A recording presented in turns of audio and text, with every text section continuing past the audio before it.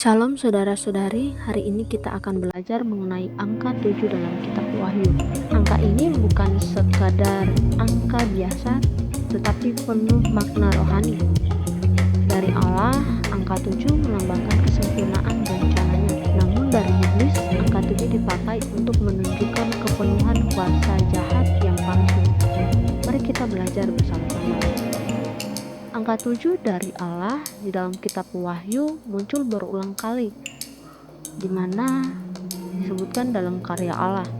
Angka 7 disebutkan 7 jemaat di Asia Kecil, 7 matra yang dibukakan anak domba, 7 sangkakala yang ditiup malaikat, 7 cawan murka Allah, bahkan disebutkan juga 7 roh Allah yang berdiri di hadapan tahtanya. Mengapa selalu angka 7? Angka 7 menggambarkan kesempurnaan dan kepenuhan.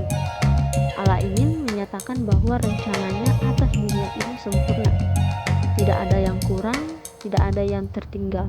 Jadi angka 7 dari Allah selalu menunjukkan pada kegenapan penghakiman dan kegenapan keselamatan. Di sisi lain, tidak hanya Allah yang memakai angka 7. Kitab Wahyu juga menunjukkan bahwa iblis berusaha meniru dan memalsukan karya Allah. Dalam Wahyu pasal 12 ayat 3, di sana digambarkan ada naga merah besar yang memiliki 7 kepala dan 7 mahkota. Dan pasal 13 bisa dilihat ada binatang yang muncul dari laut dengan 7 kepala juga. Apa artinya? 7 kepala dan 7 mahkota menggambarkan kepenuhan kuasa jahat. Iblis mencoba menampilkan diri seolah-olah memiliki otoritas penuh, tetapi perlu diingat bahwa iblis hanya memakai dan meniru dalam karya Allah. Kuasa jahat itu terbatas, tidak pernah bisa menyamakan kesempurnaan Allah. Dengan kata lain, angka 7 dari iblis bukan lambang sempurna sejati, melainkan kesempurnaan palsu di mana bisa menipu manusia.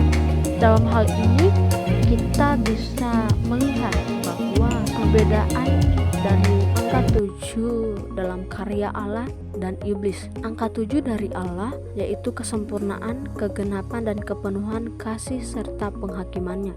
Sedangkan angka 7 dari iblis adalah kuasa palsu, penyesatan dan klaim otoritas yang tidak nyata. Meskipun kuasa jahat terlihat besar dan menakutkan, Kitab Wahyu mengingatkan kita bahwa semuanya sudah ada dalam kendali Allah, dan pada akhirnya naga yang digambarkan binatang itu akan dilemparkan ke lautan api, dan hanya Kristus yang memerintah untuk selama-lamanya.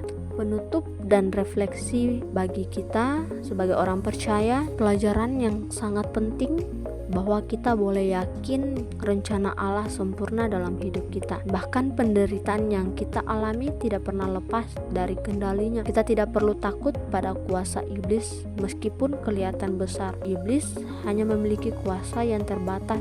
Karena itu kita dipanggil untuk tetap setia dan tidak tergoda oleh kuasa palsu, tetapi terus berpegang pada Kristus. Angka 7 dalam kitab Wahyu mengingatkan kita akan dua hal, kesempurnaan rencana Allah dan keterbatasan kuasa iblis. Dan pada akhirnya hanya Allah yang berdaulat dan hanya Kristus yang menang. Mari kita tetap setia sampai akhir, sebab di dalam Kristuslah kita mendapat bagian dalam kemenangan yang sempurna.